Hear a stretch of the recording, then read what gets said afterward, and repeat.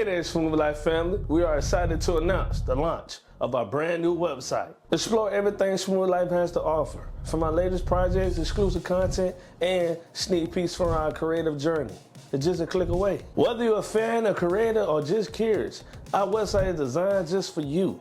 Join our community, stay updated, and never miss a beat. Remember, it's all about progress.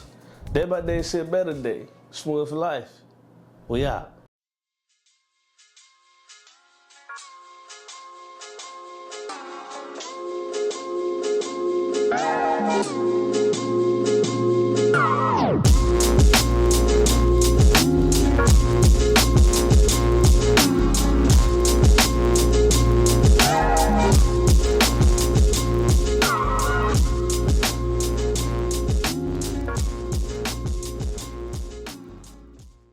All right, everybody, welcome back to another episode to Smooth Life Podcast. I'm your host, Reek, and this podcast is talking about people's experiences where they currently are and when they currently try to head to within life, career, and entrepreneurship.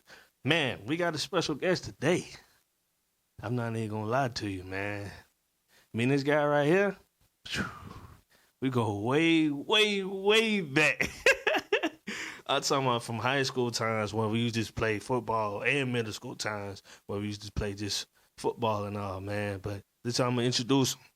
So, he's from South Carolina. He enjoys writing, reading, and having conversations. He's an alumni of Pittsburgh Theological Seminary, Master of Theological Study Program, and St. Andrew University. He currently works alongside with young adults on various paths in a volunteer program. His recent endeavors has been writing poetry, perfecting his craft, and publishing. And he's also a writer too. I want to mention that too. Ladies and gentlemen, I want to give it up for Steffan Johnson. Now, let me. Thank you so much.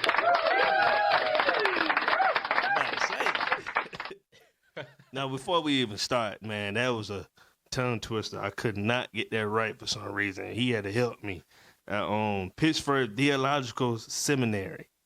Yes, finally.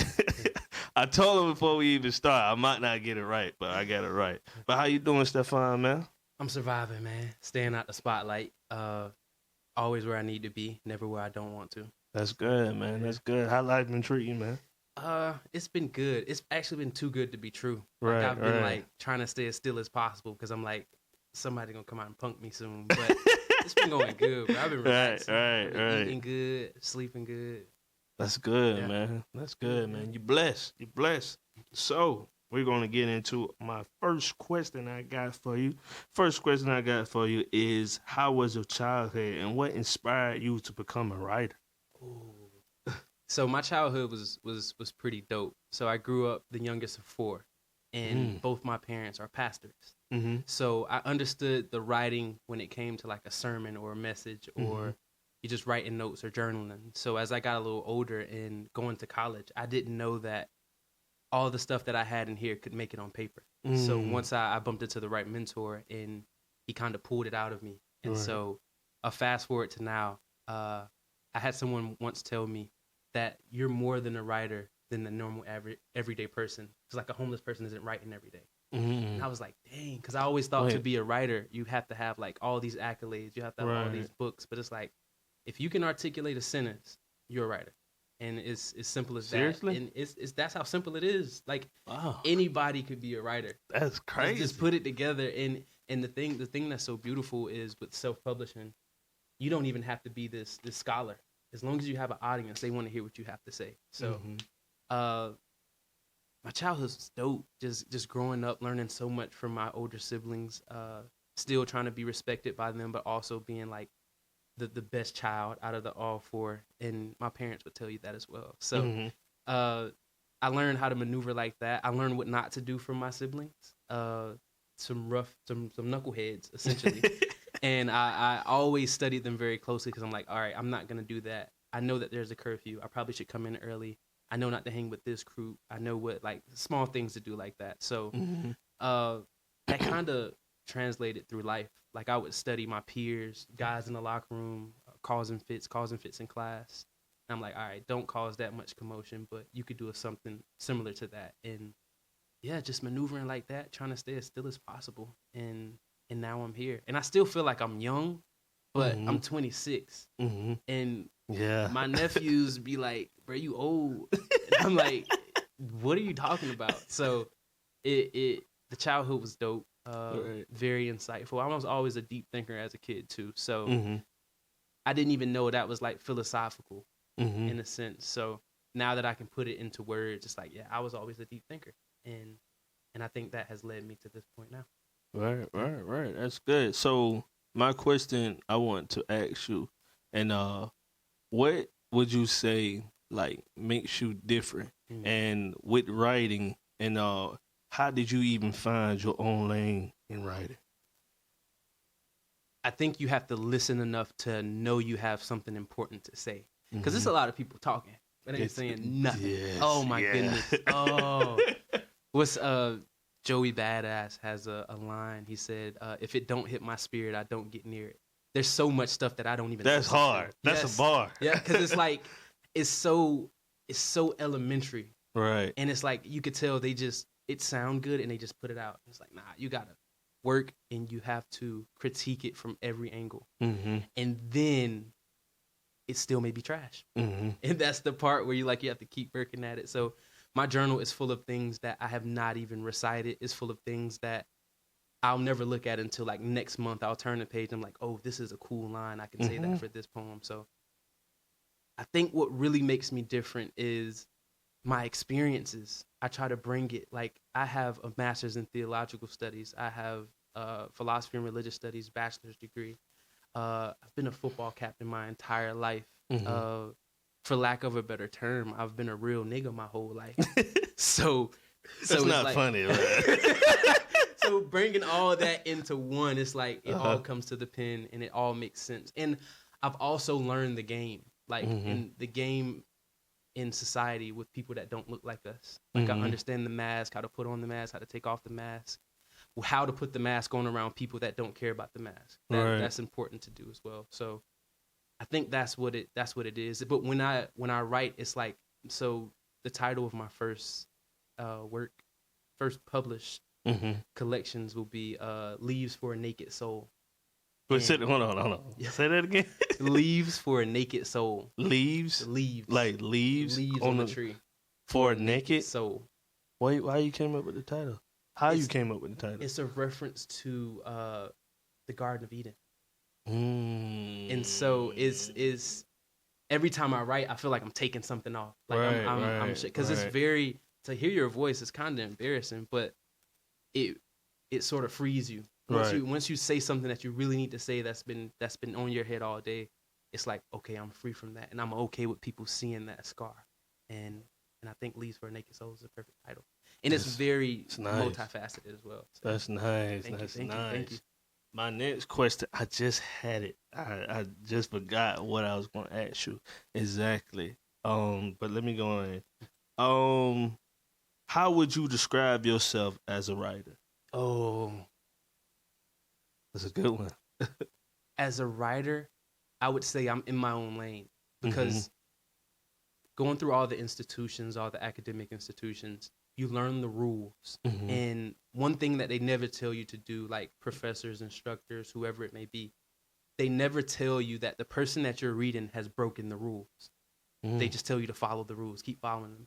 And then doing a lot of reading and getting my master's, I realized all of these people that I'm reading has broken the rules. So I think every time I get an opportunity to write something, it has to be unique. And it is unique because I break the rules, no matter what it is. Like, my sister tells me all the time when she hears my poetry, like, what's left? Is there any more? And I'm like, nah, that's all. Because people are normally used to the beginning, middle, of end. But it's like, what if I just give you the middle?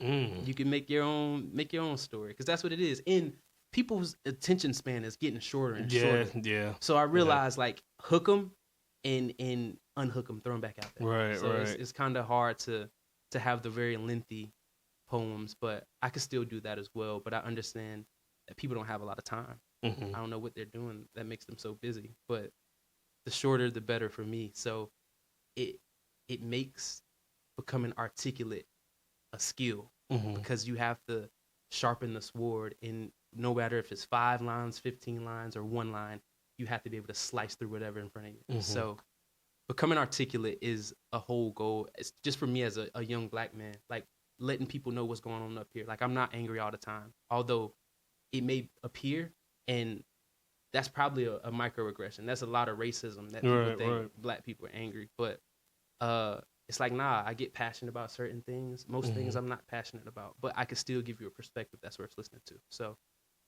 yeah. That's a long answer. That's good. So, walk us through, walk us through your process of how you come up with how can I say it, a poem or so, or just, can I say book? I could explain both. Okay, yeah. Walk us through your process of your idea of coming of a story of a poem or something like that. So a whole goal of mine is, and I think this is also something that makes me unique, I want my nephews to be able to read it, but I also want to be able to give it to a doctorate student and let them read it. These two separate groups will both have something to walk away with. So before I write, I'm like, how can this appeal to everyone? Hold on, I'm sorry to cut you off. That's my question I want to ask you, because you just said it. So does it matter who critique it, or does? No, I rip it apart. I rip it. I take it. Chat GPT. I know we're not supposed to be using it, bro, but I be using it. I be using it too. So I'll copy a poem and I'll paste it in the chat. And of course, Chat GPT is gonna make you feel good about yourself. And I'm like, no, give me a brutal rating. If you're like a hard professor, grade me like that. And I'm never gonna change it after I put it in the Chat GPT. I just like to hear the negative comment, and I'm like, all right, I could work on that, but I didn't put that in there on purpose. So when I can get the AI to pick up on the thing that I took out on purpose, I know that it's good. Okay. So appealing to both audiences is something that I aim to do, but it has to be smooth. Like I don't want to force anything. And I know a lot of big words, but I understand it's not about having the big word that makes it good. It's about the flow. So if it's flowing, it's gonna be okay. It has to have some type of repeat value. Like you have to listen to this at least 3 times and be like, okay, that was hard. Or you can say, I need more. Like what else is that? And you probably never get the same thing twice. But when it comes to a book, a poem collection, so this first wave of poems that I'm putting out are coming from like the first 2 to 3 months. And so these all look totally different from what I'm doing now. But I just came up with a list of 25. I really think it's 27. Right. And the whole goal of this is, with the title Leaves for a Naked Soul, there's like a lot of religious nuances in there. So a whole goal of mine is to get people to repent, essentially. Like that's the role of a prophet. People think it's to walk on water and do all these amazing things. A prophet is just to go to the nations and tell them to repent. Simple as that. And speak the gospel. Right. There we go. Right. So I try to have these religious nuances all throughout this collection. And it's also like a lot of meditative pieces. So how they can meld together the topics, really the more popular ones with my peers that I've shared. Right. I'm like, yeah, that has to make it because my boys said they enjoyed this one. So that's how I get the book together. But overall, like, I probably have like 30 poems that's not good. Like I haven't released, I haven't recited. I just wrote it down, whether on an airplane or in a church service, just wrote it down. I'm like, I'm going to let that sit for a while. And I may never visit it. I may go back in my notes looking for something else and say, oh, that could work now. And the Holy Spirit is so, I hate to get go ahead. But it's like, it's really everywhere. So it's like something that you will experience a week ago will come up in a poem. And now that it's resolved, it's like, oh, I needed to go through that so I could put these words together. And that's something that I really enjoy. I enjoy the discernment process. I enjoy, like, I believe you don't do anything for no reason. So like everything has a meaning, and I'm continuously like trying to be steadfast, connected to things around me to see if I can find that connection. And sometimes I don't connect with anything. Sometimes I may look weird just staring off into the distance, but essentially there's always a connection at the end of the day at some point, and the writing helps me find that connection. Right.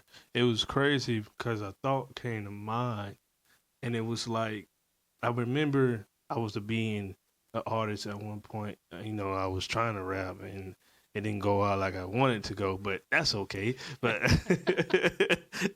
but I remember just even studying rap and rap itself, Mm-hmm. and it's like you want to tell being an artist or being a rapper, so you want to tell stories, stories where people they can relate to, stories where people they can actually feel. Yeah. And now that even us just talking about this now, I'm thinking to myself now that every feel that everybody's in got a connection with each other. Yes. Because everybody has to feel that emotion. Mm. Everybody has to relate to that in a sense. Like if you, okay, how can I put this for example? A doctor. And so, how can I even put it in words of where, like, how can you? I don't really know how to explain it, but I believe like every field is connected with each other, and but it's a way I can't really think of it right now. No, I used to work at McCall Farm in Effingham. Yeah. And it just wows me that these beans is about to be on somebody's plate. Right. And we out here washing these machines. We out here getting the beans, getting the vegetables off this truck. And this is about to be in somebody's mouth. Right. And I was like, that's that connectiveness. Like, there's a silver line going through all of us. And I would look at things like that. I'm like, yeah, this is insane. How do these people trust me with their vegetables?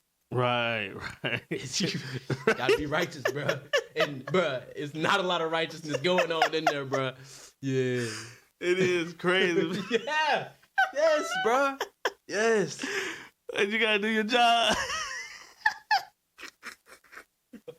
It wasn't saying like that, but it's true though. But yeah, man, I just feel like everything is connected with each other, and the universe aligns everything with each other. And it's crazy how that is, but it's true, because I don't know, everything's relatable to each other in a sense, and yeah. But dang, this is good, man. I'm really enjoying this. I'm not gonna lie. My next question is what? Okay, I already asked you that question. College. Let's talk about college and how was your experience going to 2 different colleges? Oh, college. So, St. Andrews University, if you don't know, is closing down this year. For real? They closing down, and I'm not laughing because this ain't funny, bro. No, because it's crazy because I remember my fiance's mother. She said Limestone is closing down too. Bruh, it's happening to a lot of universities and colleges in the U.S., but I don't think St. Andrews closed down for that reason. They said something about like financial sustainability, so they was probably in the hole. But yeah, they closing down this year, and they made the announcement on Facebook. They didn't even tell the students that were there. So that was like, for real? That's an injustice to me. Like, inform the students before the world knows. Yes. But yeah, they St. Andrews was a blast. So it was a very small campus. I think the most we've ever had was probably my sophomore year. Is about 1,500 people on campus, and each year, and going to the next semester, the numbers would go lower and lower. People would drop out. People would leave, transfer. But for me, college was a blast because I was able to focus on my studies, and I was also able to play football for like my last 4 years of the career. So the football aspect, I came in wanting to be a football player.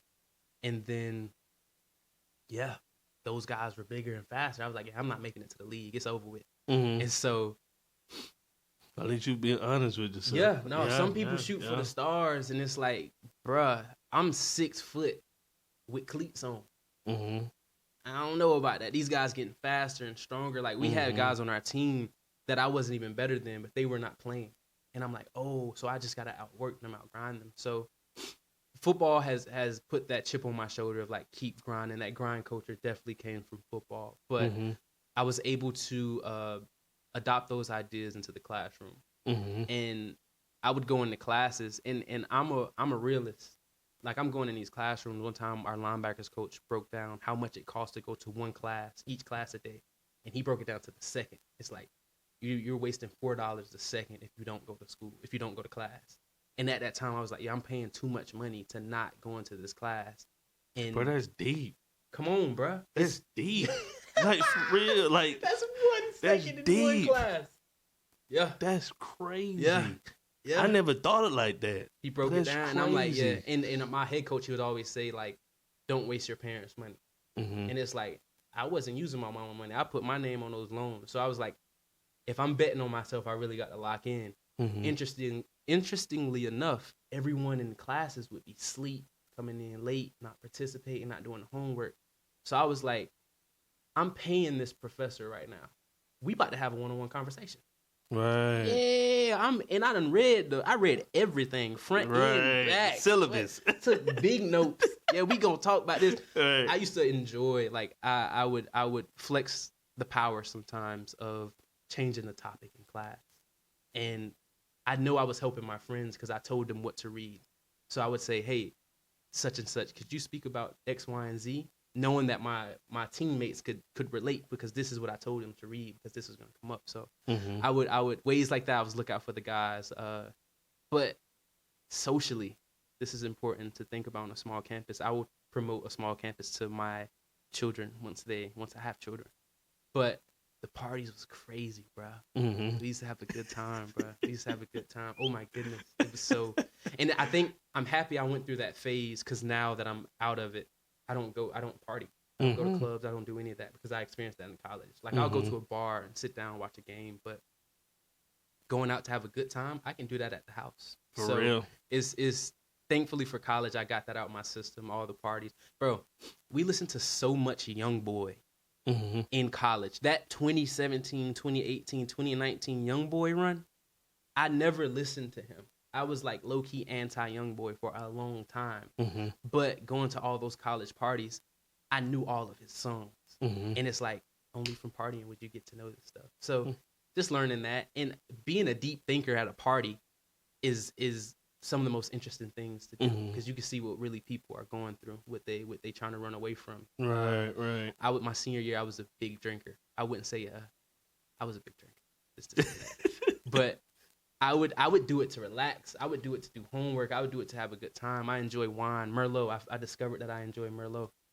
And I would have guys, I'd be like, do you want some of this? And they're drinking to get drunk. And I'm like, oh, I'm drinking to get through whatever I'm doing, like with my hands. These guys need this. So it was like understanding that and like backing away at sometimes saying like, I can't go out with this group because these boys are getting real rowdy right now. So yeah, that was college. I learned so much. I had so much fun. And luckily the campus is closing because now what happened at St. Andrews could stay at St. Andrews. It's never coming back. It's never coming back to haunt me. Hey. I hope. He hope. So, dang, man, that's good, man. I wanted to ask you a question about like football and writing, and you know, recently I just was talking about like everything's related to each other. Did football? How can I say it? Did it push your writing a little bit more, in the sense of okay, like I got this idea, and like how can I put it? Is football and writing, like, did you entwine the two together? Yeah.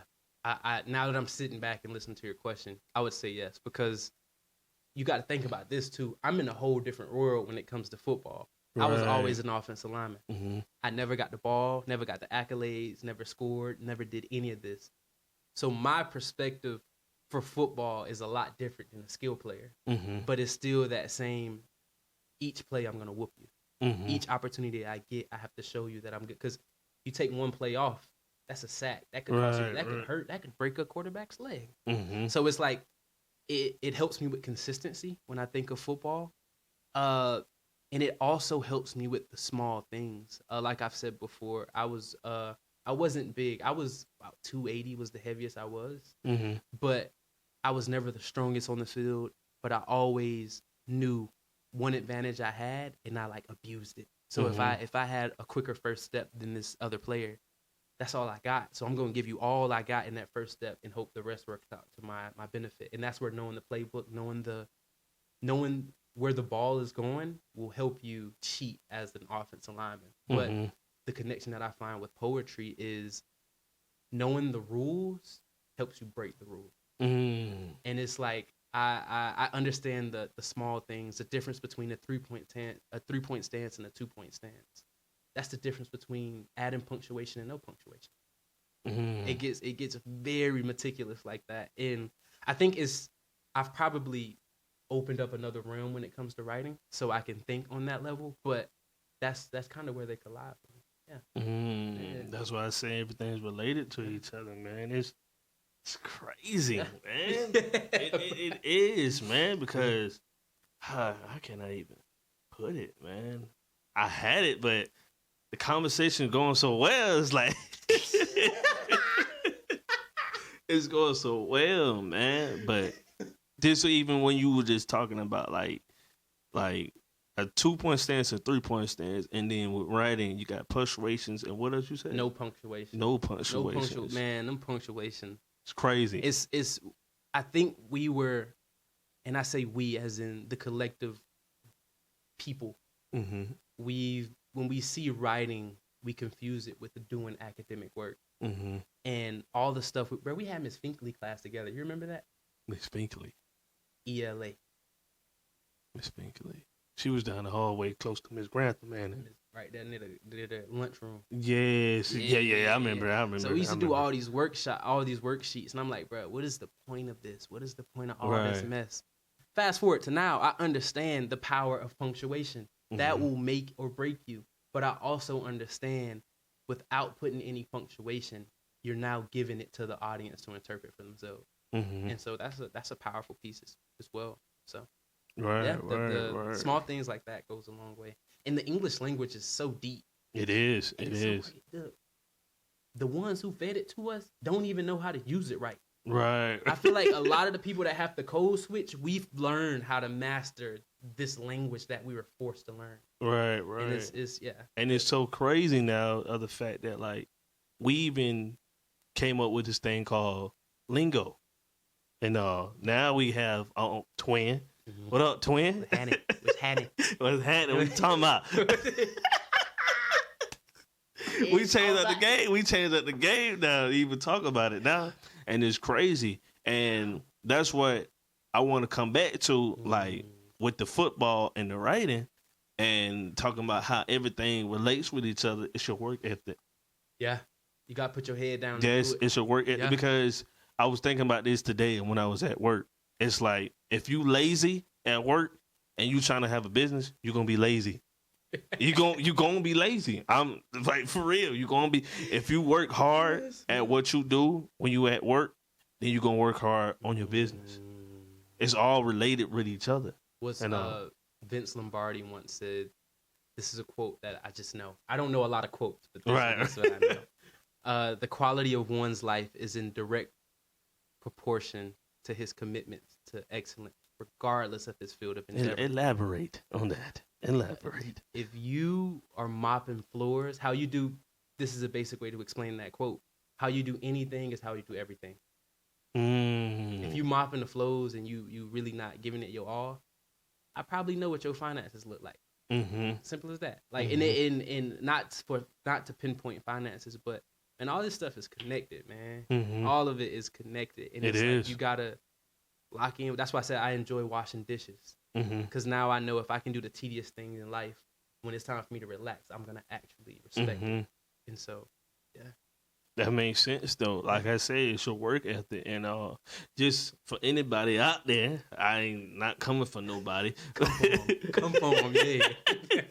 But nah, for real, it's your work ethic. Yeah. So even if you don't like the job that you at now, you got to think about it. If you work hard on this job, I ain't saying like go crazy, like 150%. Don't go stupid on the job and all. But I'm just saying, as far as like, if you work hard on the job and you go back and start in the business and all, you could take that same energy that you had from your job to your business. And It's crazy to say it like that, but it's so true. If you lazy on the job and you starting to start a business, you're gonna be lazy starting that business. Yeah. So you have to realize just change the way how you look at things, change your perspective, how you look at it, and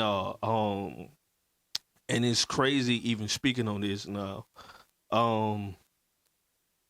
about my job, and I know this is going off script and everything, but it's crazy that now that I'm at this job now, and when I was at my recent job, I was always telling myself at my other job, I don't want to be here. And the reason why I was saying that is because I was getting comfortable.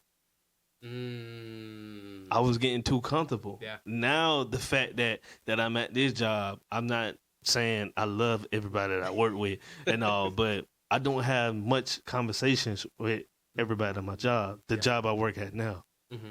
Now I don't know when this come out. I'm still gonna worry about it. I gotta. It is what it is. It happens. It is what it happens. But nah, it's like I don't know. It's like my whole perspective changed. And I remember when I was at the job and like we was getting packed, everybody was coming through and it was like, dang, bro, I want to quit. But something else just clicked in my mind. It was like, nah, you can't quit. You got goals. Yeah. But at my other job, when I was comfortable there and I was like relaxed and chill, like cool with everybody, I was like, dang, bro, like, it's that feeling like I'm getting too comfortable. Yeah. I don't want to get too comfortable here. Yeah. So now I don't even want to ask you now, even with writing. And do you ever want to get to the point where you comfortable, where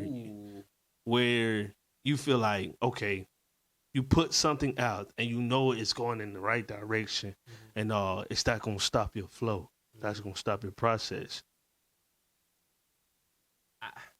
So this is my understanding of getting comfortable.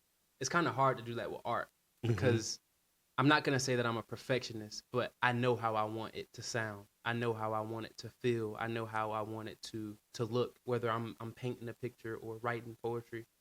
I think it's hard to get comfortable for myself because I never can get it exactly how it is in my head. And I don't know if I want to do that because I think if I do reach that point, then I'll be getting comfortable. But I haven't made it there yet. But I think it is possible. But bro, I pray for inspiration. I pray for and it was a point where I would write like 2 or 3 times a day. Now I tell myself if I'm around my journal and my pen is in my hand, this is the opportunity to write. So I look at it like and I just find little pockets, whether it's like 5-10 minutes or whether it's a couple seconds. And whatever comes out then I'll just let it sit. And an hour go by, I've visited my notebook 3 times. I have a full poem now. And it's simple things like that. But that's such an anomaly. Like that's not normal to do. And it's like you can't even clock it in a sense. That's why I was speaking about the Holy Spirit, because it's like at any time this inspiration can come and go. And I think our responsibility when it comes to that is to be present and to articulate it as best as possible. And I believe we all fall short to that. We fall short to the glory if you look at it like that. But the fact that we are attempt to hold on to it is where we become successful. But I don't think I'll ever get to the point where I'm like, I got the hottest stuff on the planet. Like no poet in history has ever like, nah, it'll never be that. I'm still competing with Dr. Seuss. Yeah, it's green as a hell. He's green as a hell. I heard some crazy stuff about him. Dr. Seuss? That boy was sick in the head. That junk crazy. I hate finding out the people we respect coming out to be sick. It's like, what does that make you It mess up your childhood sometimes, too. It do. It mess up your childhood. I learned, man, I saw a lot. That Disney Channel, Nickelodeon. Oh, Nickelodeon, bro. It was a documentary about the director, Dan Schneider. And that was. And now when you go back and watch the show, it's like, bro, this was in our face. In our faces. The whole time. And we didn't even. We paid no attention. We thought it was, and it's crazy to even speak on this though. But like, the devil's in the media. Oh yeah, 1000%, bro. That's why I try to keep my distance from. Like I said about Facebook, I'm not really on Facebook often. I'm not on any social media often because you get into this the doom scrolls, what they call it. Man, it's only when you want to put the phone down and you can't, when you realize that there's a negative energy that's coming from this. Mm-hmm. And I think what you just said is spot on, bro. I try to keep my distance. Yeah, yeah. And they know you too. They know you. Yes, YouTube Shorts, they know me. Right. They know I like them fishing videos. They go give me the fishing videos. It is crazy, man.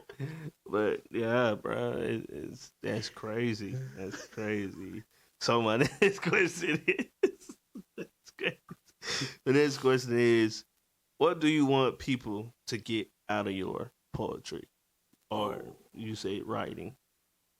I want them to see what I see, if that is possible. And I don't think it's possible, but to give them a small glimpse. I was just reading this last night. Someone said, I don't know who the scholar was. I apologize for not knowing.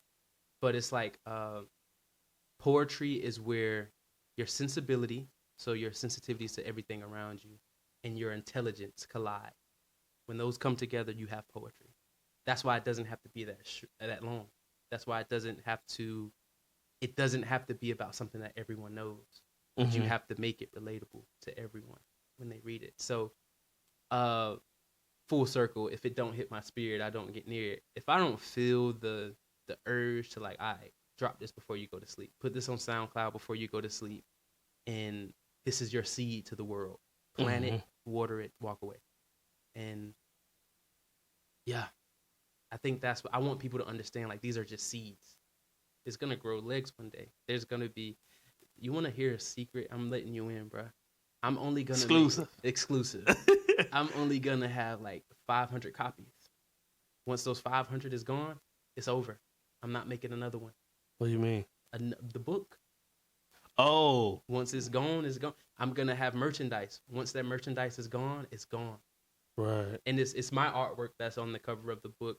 So I'm the illustrator. I did the whole 9. I just didn't bind the book together. But yeah, when the merchandise is gone, it's gone. You have number 23 or 50. To make it count. Use it. Keep it. I want to give enough to my family. So just if a lottery happened and this book that you have is worth more than what it was originally for, sell it. That's my money to you. You can have it. What's the worst? Man, artists do it all the time, bro. I study art history a lot, and yeah, it's not a scam, but once you know what you're worth, you can put your own price on it, and people are going to have to pay because it's that good. So yeah, they're going to have to pay. That is true. So that's where, hey, you heard it here. It's basically saying know your worth. Yeah. Know how much you're worth. Know how much you're worth. Seriously. Even though you had an issue with that sometimes with some people, because they always want a discount. Yeah, you people want a discount. Stay away. Nah, I ain't gonna say that.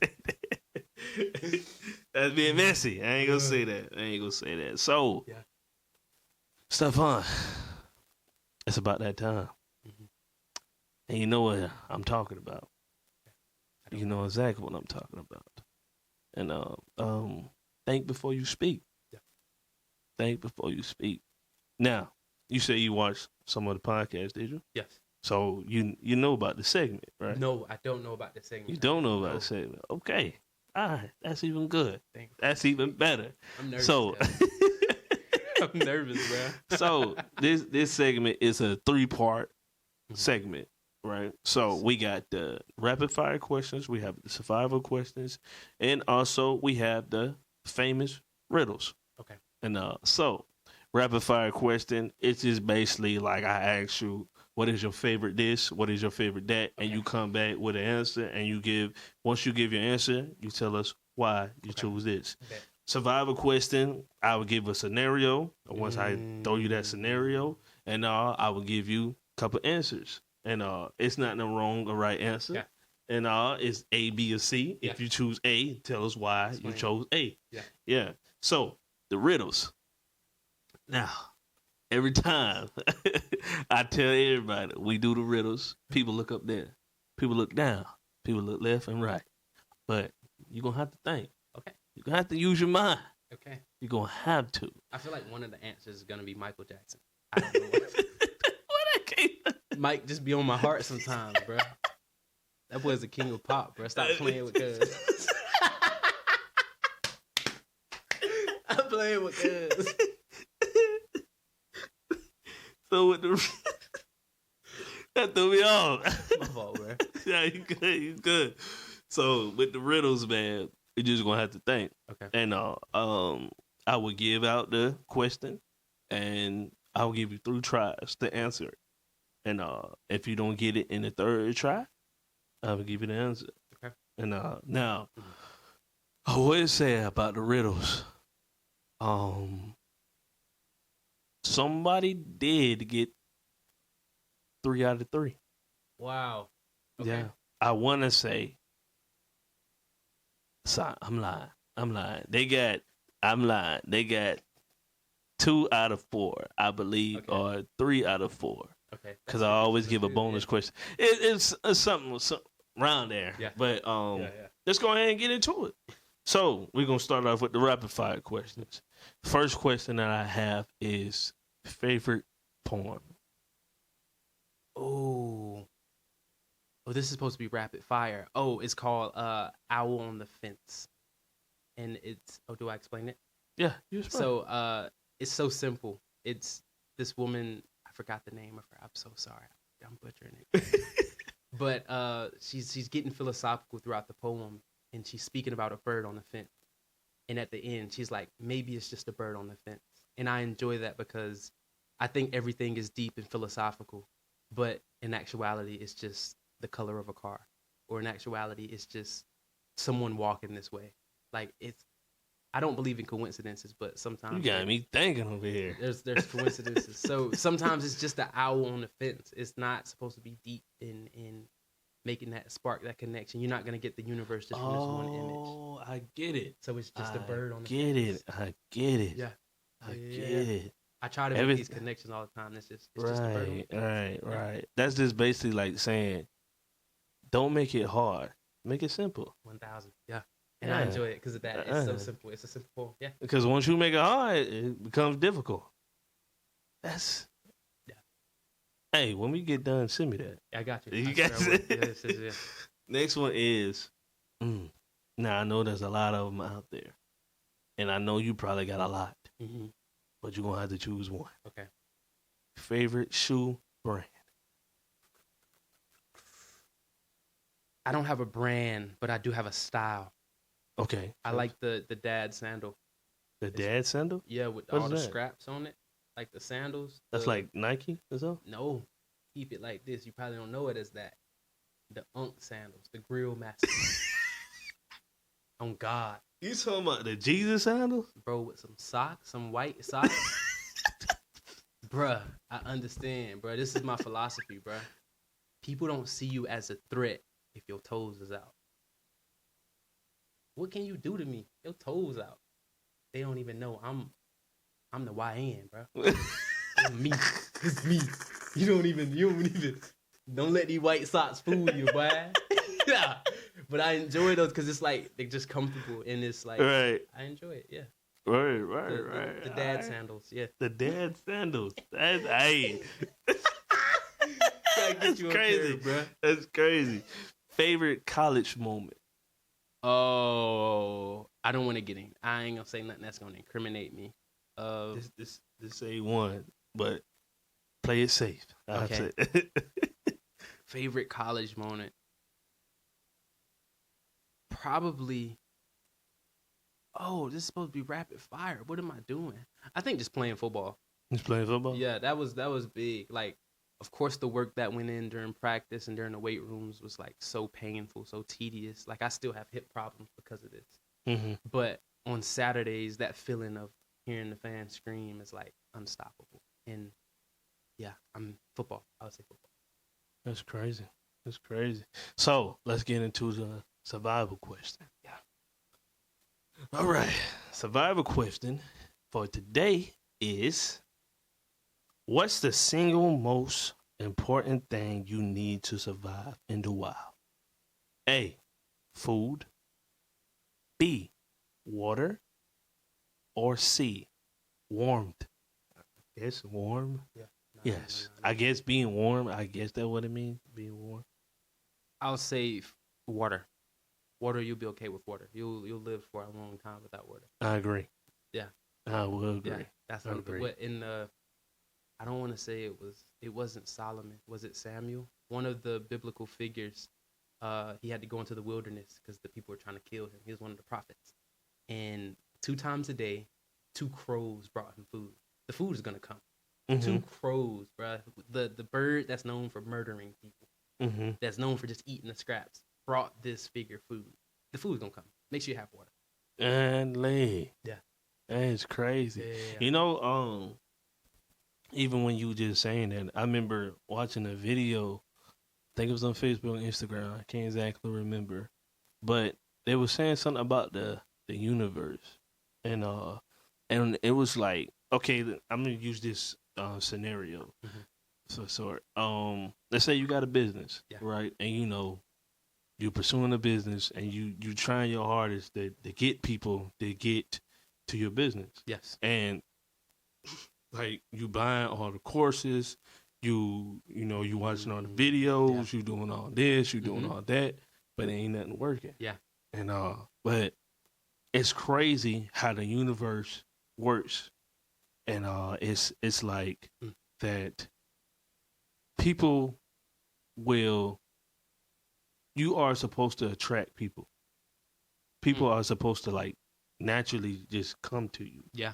And it's crazy to say it like that though, but I mean you can still do those steps that you're doing, but people are supposed to be attracted to you and actually just supposed to just come to you without even doing too much work. And but don't get it wrong though. Still do the work though. Still do the work, but people just naturally attract to you, and that naturally finds your target audience in a way. And and this is how the universe works. They will give you the people that you need. It's crazy, but yeah. A lot of my current boss, we was in the same class, and she told me about the program. And I never met her. I would never speak to her if we was not in this group for this one day. And I to this day, that's 100% true. The fishers of men. Now that you're saying that, it makes sense. Like the fish is gonna come to you don't control them coming to the bait. Yes. They just come. Yeah. Yeah. Dang, that's hard. For real, because like even when you just saying about the fish in the net, like they do naturally just come. Like you don't goddamn go out there and try to go in the water and get the fish. Yeah. Nah, you don't hunt the fish. You don't hunt the fish. Yeah. Like you literally, I ain't never went fishing before, but just watching movies and TV shows and just seeing the process of it and everything. What they do is they get the bait, they put it on the hook, and once they put it on the hook, throw it out there, sit it in the water, and half of the time, like whoever's around, they just be talking and chilling until something just happen. And then when something happen, we got one. We got one. But I've been fishing for the past 2 months, and it's really changed my life.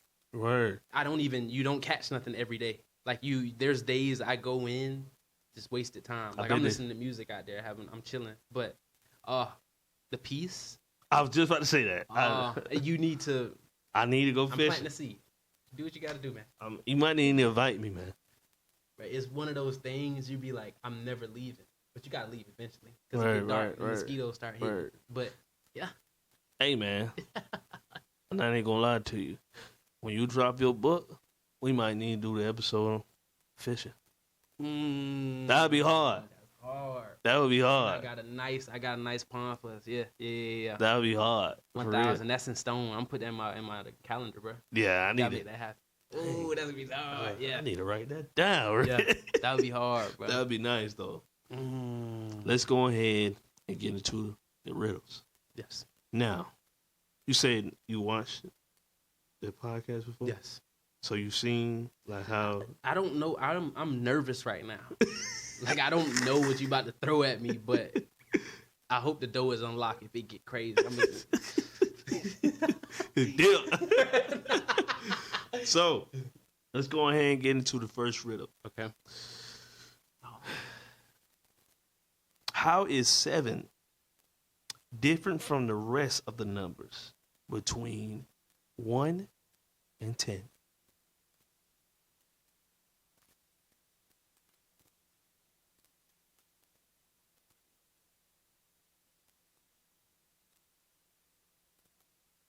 Let me see if he. Hold on. I'm just staring. I want to see if we still recording. Yeah.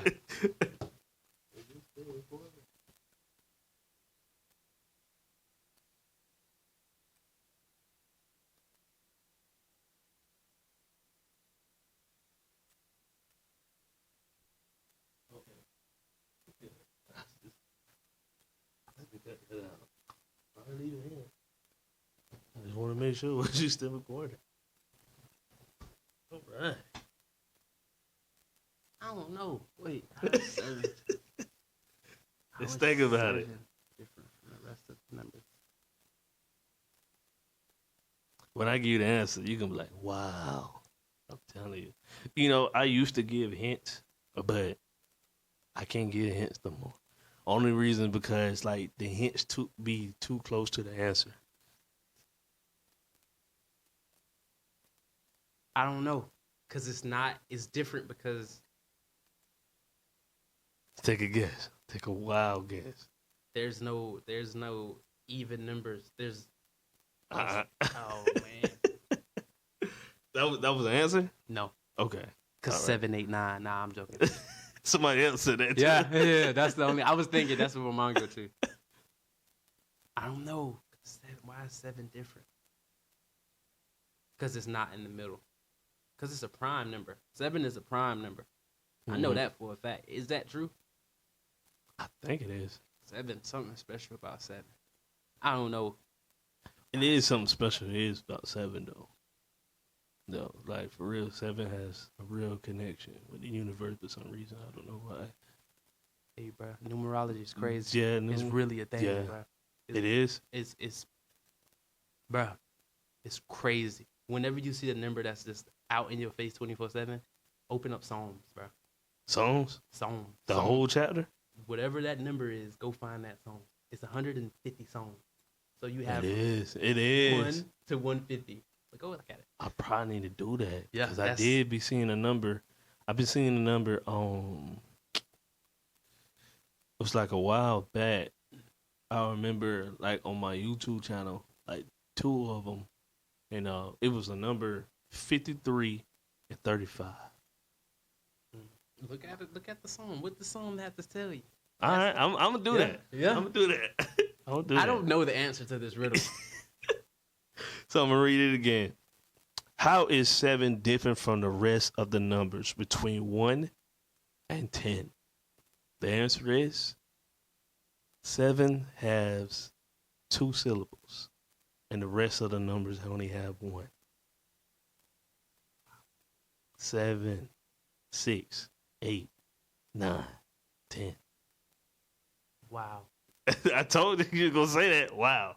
I told you. I wasn't even thinking about that. That is crazy, though. For 2 real, syllables, for real. Yeah. That is crazy, though. 7 on the one that has 2 syllables. 7 is such a special number, bro. It is. It is. Michael Vick. Mike did his thing. What did God do on the 7th day? You rest, kick your feet up, chill. Yeah. That's probably what I need to do tomorrow. Come on, bro. The 7th day is considered I the gotta Sabbath. work, though. Bro, you giving rest, bro. You giving rest. You're kicking feet up. All right. So let's go ahead and get into the next riddle. The next riddle is, what kind of ship has 2 mates but no captain? Or relationship. You answer that quick. Yeah. You answer that quick. That was on my I ain't gonna lie. heart. So Yeah. that's 1 out of 2. Okay. 1 And out of what's 2. the best is how many did they do? I think it was like 3 out of 4. Oh, that'd be nice. 3 out of 4 because I always give a bonus, so Okay. they didn't get the bonus, but 3 out of 4. Hey, man, I'm saying this. Nah, man. When I get big, I might be. Nah, I ain't gonna put that out. I ain't gonna put that out right now. But anyway, anyway, let's get to the next riddle. Ooh, boy, I'm about to expose some stuff right now. I don't need to do that. Next riddle is 4 cars. 4 cars come to a 4-way stop, each coming from a different direction. They can't decide who got there first. So they all go for it at the same time. All 4 cars go, but none of them crash into each other. How is this possible? Because they all made.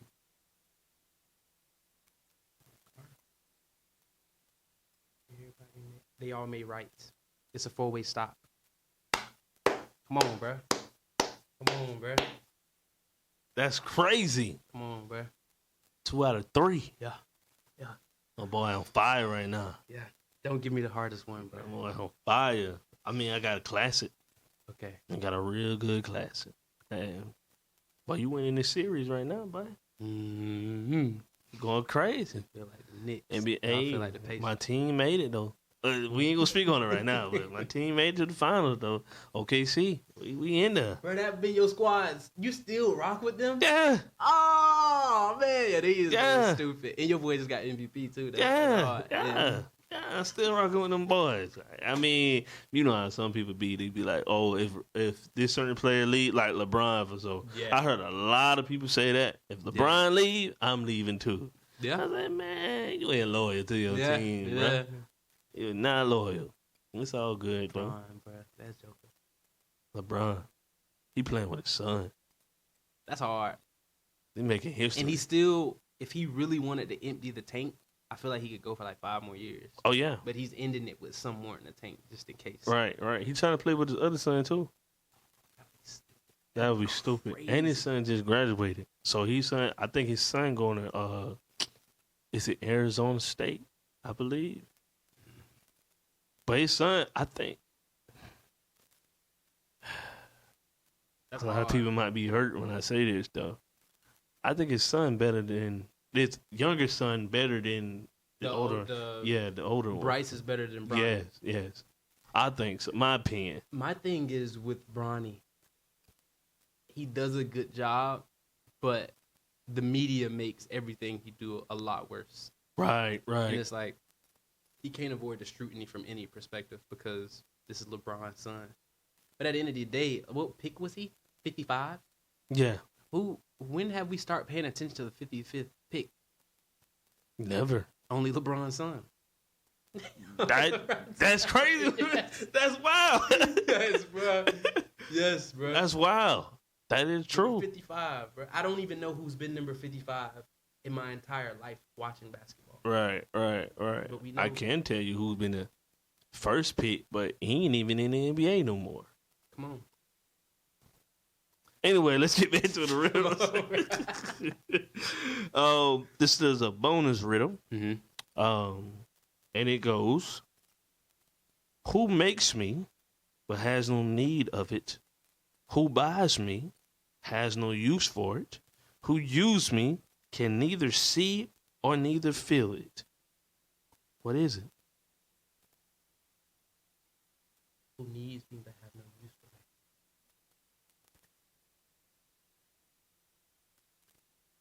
You really got to think about this one. Like, for real. Like, you really got to go in a different universe or dimension. For real. You want me to say the question again? Mm-mm. Is it time? I see that. That's a nice one.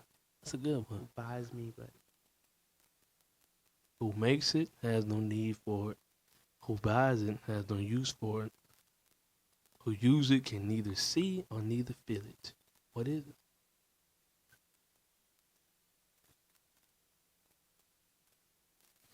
See, you can do that with water. You can't buy oxygen yet.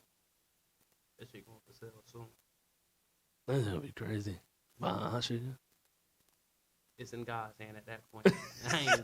I'm gonna sit still and say my last prayers. I'm broke. That would be crazy. I remember they said somebody invented like, it had gasoline, but instead of gasoline they used water. Oh, I heard of that before. Yeah. And it's a lot. If you could use salt water, bruh. Oh my goodness, you'd be good for life, bruh. You know how many people would fight for water just to put in their car? Have you ever seen the movie Doom? I heard of it, but I ain't seen You it. gotta watch it. I don't know the whole saga, but the first one and the second one is really good. It's crazy. But it's a scarcity with water because they like in the middle of the desert. Yeah, I might need to watch that. I don't know. What can you when I say the answer, bro, you gonna say wild again. I'm telling you. And this one, this was something like you will never expect. For real. You will never expect the answer. Something like, wow. I mean, like, I can't say it. Condoms. That's my answer. You buy them, you don't need them. You got them, you don't use them.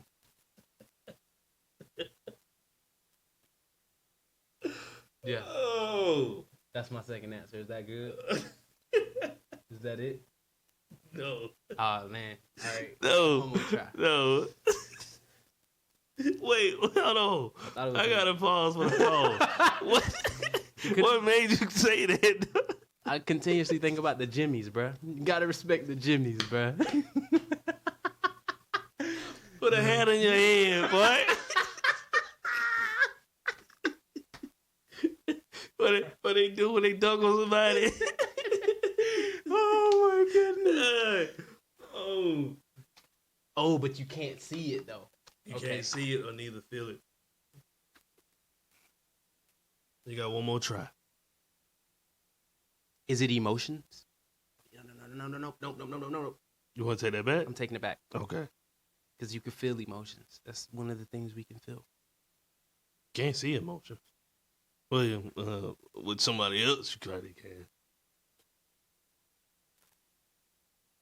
I should have put some. Oh, energy. That's a good one, though. Can you buy energy? You pay your light bill. They ain't really buying it. They ain't really buying it. That would be wild to buy some energy, though. I'd be wild.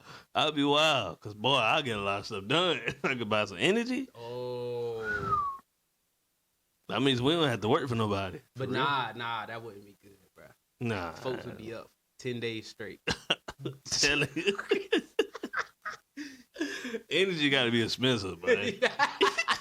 Not everybody afforded it. Nah, that joke got to be expensive. You man. give it to a cat like me, bro. I'm running a marathon. I'm telling you, I'm going stupid. I'm telling you, my eyes are going to be bloodshot red. I'm telling you. Boy. Nigga be like, well, you snort that energy, didn't you? I'm wide up, nigga. I'm wide up. Ferguson. I'm sorry. We off script. But hey, all right. The question was, who makes it but has no need of it? Who buys it has no use for it? Who use it can neither see it or neither feel it? What is it? The answer is a coffin. A what? A coffin. Think about it. The person that buys it, they're already dead. They don't really need it. The person that use it, they ain't got no need for it. Mm. And the person that's, passed away, they can't either see it or feel it because they ain't here no more. They ain't here. But coffins are expensive. They is. I remember one of my favorite shows of all time. No, please don't say it. What? What you about to say? The Netflix show. What? Oh, it was a family. They owned a funeral home, No. I'm about to say he's tripping, bro. Nah. He's tripping, bro. I watched a couple episodes, but I was talking about everybody is Chris. Oh yeah. Oh yeah. I forgot it's somebody in the episode that passed away, but it was Rochelle's father. He passed away, and it was about to buy a coffin for him and everything, and it was just like saying how much the coffin costs, and it was saying like who gonna pay like to get the coffin and everything. I was like, dang, I did not know coffins were really that expensive. What was his neighbor name? What was the guy that owned the funeral home? He lived in the same. They kept saying tragic. Tragic. Dang, I forgot his name. I forgot his name. I can see his face right now. Yeah, I can see his face because he be having a whole lot of women come in there. Yeah, saying tragic. Man. Tragic. I mean, it was running a scam. But when you really think about it, so I seen a video recently. This guy was like, they dig up graves and they'll take the body out of the casket so they can reuse it. Bro, you got to think about these caskets cost like $10,000-$15,000, and you putting it in the ground for the rest of the time. These funeral homes is like, bro, we could get this money back and keep. I don't know what they do with the body, but people die every day, and these funeral like the graveyards aren't getting bigger, bro. Where's these bodies going? And they have the mausoleums, they could put them in the wall, but the rate of people that's dying every day, shouldn't our graveyards be a little bigger? I apologize. Nah, because that's something to think about. Yeah, man. But they said every time a person dies, and somebody is born. Yeah. It's like the time of it is like somebody dies every 10 seconds. Somebody is born every 9 or 10 seconds as well. It's crazy. So right now, somebody's dying right now. Right now, somebody's having a baby. Somebody in McLeod giving birth right now. Somebody giving birth right now. It's crazy even saying this, bro. I remember when me and my fiance had our child for the first time. And it was like, bro, it's crazy. It was like, we wasn't the only one in there. Yeah. For real. Yeah. It was true. Like, I remember, like, we was the first one getting there. Mm-hmm. And then when we was the first one getting there, it was like, this person coming in, this person coming in, this person coming in. And, like, the way, see, we had our child at MUSC. Okay. And the way, yeah, over there in South Florence. And the way they know when a baby is delivered, a sound used to go off. Like, it was just making this, I can't recite the noise exactly how it went, but it was like kind of like ding ding ding ding, or it would make some type of noise. Wow. And like letting people know that okay, a baby has been delivered. That's hard. And bro, I'm talking about left out the right, out the right. Oh, you're hearing all the time. Yes, you're hearing all the noise like left out the right. I was like ding ding ding ding, and I remember my sister was there, but they only was allowing certain people to be in the room. Yeah. Like, it was just me and her mother was in the room. Mm-hmm. And she said that, like, when she was outside of the room, sitting in the lobby, and she heard that noise. And it's like, oh, my nephew born. It was like, bro, that's beautiful, boy. She knew. Oh, that's hard. That's crazy, bro. I was like, bro, that's wild. How did it feel for you? Like, did the world stop? Like, did you know when you heard the cry? What was your emotion? If I go through the whole process of it, and all, bro, it was just like I remember. I ain't trying to put my fiance business out there, but I remember seeing the head, and this even talk. I remember seeing a head, and I thought it was. I thought it was something else. You thought it was Dookie? No. I thought it was our hair, and I was like, I was telling myself, I'm like, dang, bro, like y'all could at least shade her down there. No, that's the whole baby. It's the baby. That was the baby head. and his head was like coming out. And when his head was coming out of there, and I was like, dang, bro, like, you really about to come out there, bro. And like the way they was pulling him, I was like, bro, y'all about to rip his head off. Like, bro, I ain't want to. Yeah, nah, bro. I heard they get rough with the baby. Yeah, bro. I'm like, golly, bro, I need to calm down. But I remember, it's crazy. Like, they always used to say certain dads always pass out when they see like. I think that was me, bro. That's gonna be me, bro. Certain dads always pass out when they see the placenta. But when I saw that, everything going through that process, because it was like you see this stuff on TV shows, or you hear about this stuff, but when it's your time and your moment, and when it happening, bro, it's like, bro, this is crazy. It's like for instance, right, graduation, and when we graduate, like, bro, like. You'll see people graduate. You'll see pictures of people graduating. Yeah. But when it's your time and you graduate, it's like, bro, this is crazy. Yeah. This is wild. So it's like, it's kind of like that same feeling, bro. Like, for real. It's like that same exact feeling. And it was like, bro, like, I got a son. Like, for real. Like, I got a little me. You know, my big thing is throwing the football. Like what we used to do at practice, just throw the football until it was our time to get on the field. Bro, I love throwing the football. So when I have a son, that's like, if I have a daughter, that's how throw the football. Throwing the football. Throw the football. Catch that back shoulder fade. I'm gonna teach you how to look over this over the track it. You got go crazy. Go crazy. All right, let's go into our next segment. And you know, we just be chopping it up, man. I know we be going off script and everything, but I love every guest that I have up here. I love having a conversation with them. I love to make it authentic, you know, and to feel like, you know, it's like two homeboys just talking with each other, and you know, y'all enjoying the conversation, and but.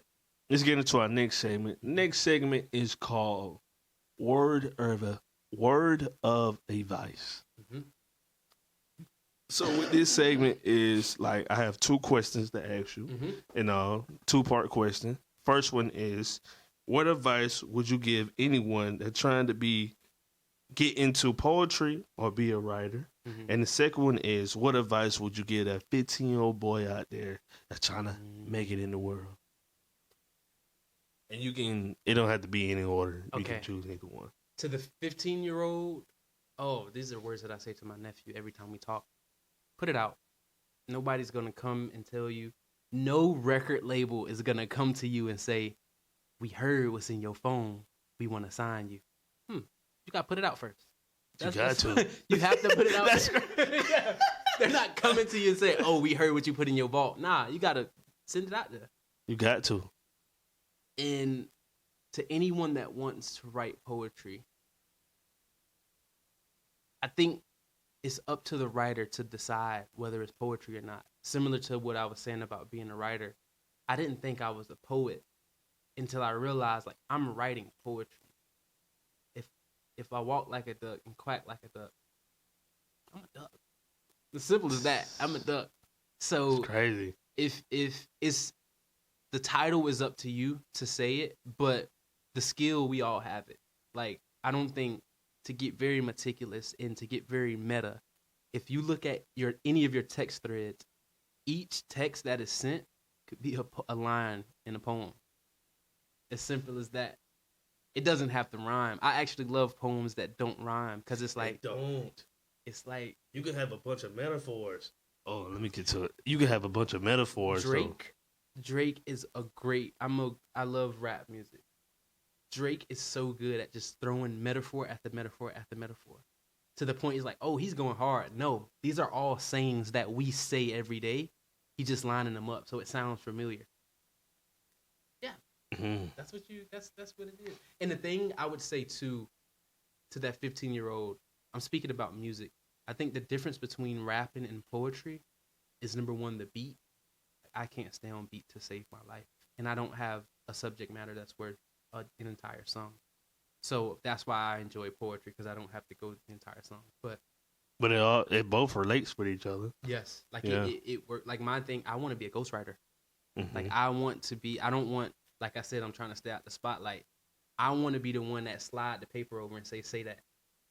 And back away. And go ahead. I say it afterwards. I don't even want, like, you don't have to pay me in money. Like, pay me in artwork.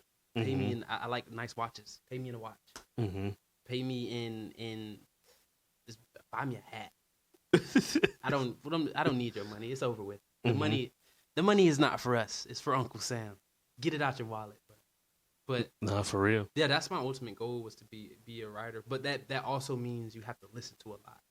Like, you have to listen to. I really hate country music, but you have to listen to it because they have something to say and people are flocking to it. So you have to understand the message and everything. Every single book. You know, you may not like every book, but some of those words are gonna hit you eventually. So just open it up. That's crazy.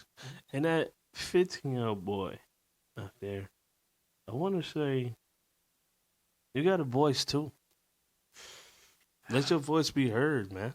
Like, for real. Like, and I don't think people really understand when they're saying, like, you have a voice. Not necessarily saying, like, I'm out there just speaking and all. Like, you writing poetry, that is your voice. Yeah. And, like, that's deep to say it like that, but that's your voice. Yeah. And like, people would get inspired. Yes, bro. Yes, it's so crazy. It's crazy, but that is your voice. That is your voice of getting through the gateway and letting people know, this is me. This is me. Yeah. This is me. And the crazy thing too is, you can have 5 different people read the same exact poem, and the way that they read it is their voice. I read that in the book. It's called How to Build a Poem. And it's like, your voice is how you recite it. Right. Everybody got different. Some people have a little hop to it. Somebody read it monotone. That's how it is. Yeah. But that's you. That's you. Yeah. That is you. Yeah. Every book that you read, that person that write that book, that author, that's his voice. That is his voice. Because you know how, like, some TV shows where the person is reading a letter, and then, like, you can hear the voice in the back. Yeah. That's exactly how it is, though. That's exactly how it is. Yes. It's crazy to say that, but that's exactly how it is, though, man. And that's the more deep. Reading you do, the more you'll realize, like, these voices start to sound familiar. So that's what helps you, like, step away and be like, I heard what they said, but I want to say this. Yes. And that's what I learned. Me doing this podcast, this is my voice. Voice to the people. And, you know, letting people come on. Let's just get into the segment. Let's get into the last segment, because, boy, we'll be rumbling. Let's get into the last segment. Was the 2? You answered the 2? Yes, I did. Okay. All right. The last segment is called It's On You. So with this segment, you can ask me 2 questions, and I'll give you 2. And, any advice you want to give me, go ahead and shoot for it. They don't have to be in order. It's up to you. Oh. In a perfect world, how many podcasts would you upload a week? Like, no full-time job. Just you, the microphone, the camera. How many episodes would you post a week? A week? A week, or in a month. In a month? Man. You should have asked me that. Boy. In a month? Yeah. Like, if I had the actual time, and you said no full-time job? If you had the time. Like, this is your full, like, this is you. If this was my full-time job, you get to wake up and do it. Bruh, I ain't gonna lie to you, I'd probably drop 10. A month? I probably, well, I ain't. That's kind of crazy. Because you said in a week, that it would be kind of crazy, because I would promote them. Yeah. So probably like either 5 or 4. And because, you know, some months have 5 weeks. Yeah. Okay. You know, so probably like 5 or 4. And but yeah, if I had that much time and the fact that, like, I'm the only one doing it and editing everything. I had to let people know that, like, okay, I got this person in front of you, like, I had to edit them first and put them out, and because they came first. Like, I had to let people know that. I hate doing that because of the fact that, like, I'm the only one doing it, and, like, I want to get these junks out. But also, I had to be, like, smart and strategic as well, because, like, the way how I look at content is, like, now, and knowing, like, just learning the content and all, you got to give yourself a length. And like, you gotta stretch the content out. You know what I'm saying? Let people really feel it, or don't give them. It's a saying that I forgot. Don't give people all of it or something. I forgot what the saying was. Don't get it all at one time. Yes, don't get it all at one time. Okay. Yes, like, for real. Like, I don't want to give you everything. All at once. Because if I give you everything, gonna get bored fast. Like, leave it a space. And so that's why, like, now, even with content that I post on social media, you're gonna see something every week. Not every day. But every week. People that do it every day, you stream at that point. It's like, you don't give yourself room to give any other idea that you have to put it out. For real. Like, just think about it, right? Let's say if I wanted to say, okay, we're going to put something out Monday through Friday, every little day, every single day. I put everything out, right? Everything is out, right? Now, it's like, I'm thinking, okay, what else am I going to put out? Next week come around, you ain't got nothing to put out. You got to think of 5 more things, You gotta, so you gotta like, be strategic, and you gotta be smart, and you gotta kind of, like, think ahead, and like, you got to realize, okay, now how I do it is, I pick a day, like, for the podcast, I pick Wednesday, I pick a day, I pick a time, and I know people talk about analytics, I know people talk about the streams and all that other good stuff and everything, but it's like, if you want to put it out 9 o'clock, put the thing out at 9 o'clock. For real, because, like, Facebook or anything that would tell you, like, okay, most people be watching it, or most people be on this social media platform at this time, or that. But nah, like, for real, because that's not always necessarily true, though, because let's say if you put it out the time that they said people going to watch it at this time or at this time, and if they didn't watch it, you might get discouraged. You get discouraged, So analytics don't lie. Yes, So just put it out, I would say. So I pick a day, pick a time. I just put it out every week. You get a clip of the podcast every single week, and I don't try to rush it, and I don't try to stress myself out. If I put it out every week, I know in the back of my mind something is coming out. I like something is coming out. Dude, I make 5-minute videos, and it takes me like 2.5 hours to edit. I would hate to see how long it takes to edit a podcast. I mean, to be honest, it really don't take that long. And all, I say, okay, it's like putting a fit together in a way, like the shoes, the pants, the shirts, and if you want to do accessories like jewelry, and all, a hat, it's like putting it all together. Like, if let's say first day of school, right? You know what's your first day of school fit gonna be. Like, you got it laid out on the couch. You got the shirt laid out, the pants laid out, you got the the shoes laid out. He's like, oh yeah, I'm about to kill the game. Like, it's like actually having a plan, knowing that, okay, all right, this is how I'm gonna do it, and this is how it's gonna be throughout every time. Like, and that way it would make it, I would say, for anybody, I know, like I said, we going on script, but I would say for anybody that's like starting off with a business or so, and all, and starting off doing content. And so make it easy for you. Yeah. Make it easy for yourself. Don't try to like make hour-long videos and then add these extra edits behind the videos. Like you trying to add stupid effects behind the videos. Like for real, you try to go crazy in the edit. Yeah. And then it's like 3 months done passed. Yeah. You ain't put nothing out. Still in that one video. You still in that one video and you edited. Like try to make like little short like you said in the beginning, people's attention spans are very small now, bro.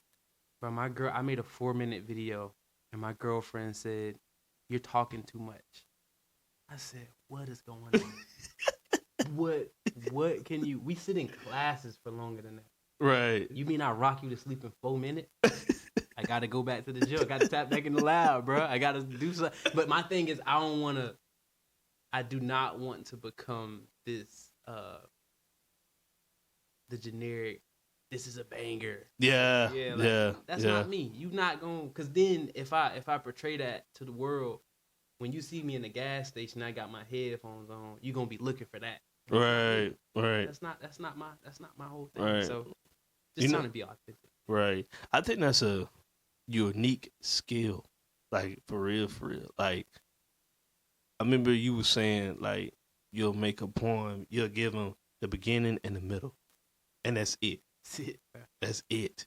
It's like, bro, like to do that all in a minute, I think that's a unique skill because, bro, like it's a lot that you want to say. I have a 6-second poem that's got like 2,000 views on YouTube. That's crazy. 6 seconds, 3 lines. That's crazy. And you got it out in 6 seconds? 6 seconds, bro. On my mama. Let's talk about it. On my mama. How you did that though? Because I wanted to make my point as fast as possible. You know, in school, bro, they always taught us puffery. They like, if your paragraph need to be 5 sentences. I can tell you everything I want to tell you in half of a sentence. This is me breaking the rules. And I can give you my entire thesis in 3 words. I'm a real nigga. But nah, seriously, it's like I just want to make my point and go. Like, and I think you put these. It's easy to put these parameters on, like, oh, it needs to be 4 lines. It has to make sense. It has to be this many stanzas. Like, no, I don't have an instructor. I'm happy I don't have a teacher or peers to come around me and say, this should be longer, because it's just me. This is raw. This is all I got. That's what I love to say. That's all I got. It's crazy how we even talking about this, because bringing back music and like how, okay, a rapper, for instance, right? They come up with a title for their album, but the title for the album, every single song that's on the album relates to the title of the album. Yeah. So it's kind of like the same thing what you saying. Like I can say these, I can say these words in 6 seconds, but